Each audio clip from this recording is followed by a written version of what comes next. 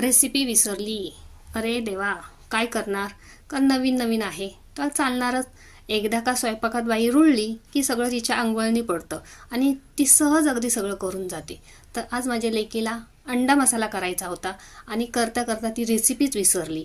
तिने काय केलं, कढईमध्ये तेल ओतलं आणि त्याच्यात तिने लाल तिखट आणि गरम मसाला टाकला. पहिला अगोदर तो करपला, तिथेच सगळं तिचं बिघडलं. म्हटलं चल असू देत, जसं तुला जमेल तसं कर. मग तिने अंडी त्याच्यात फ्राय करून घेतली.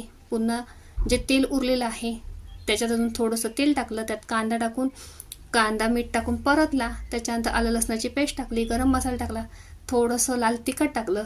ते सगळं कांद्यामध्ये परतून घेतलं आणि खोबरं वाटून ते सुद्धा वाटप त्याच्यात घालून घेतलं. कारण काय करणार, रेसिपी विसरली. म्हटलं चालेल, तुला जमेल तसं कर, पण कर आणि शिकल्याशिवाय पर्याय नाही. इथे आपली अंडा मसाल्याऐवजी अंडा कढी तयार झाली.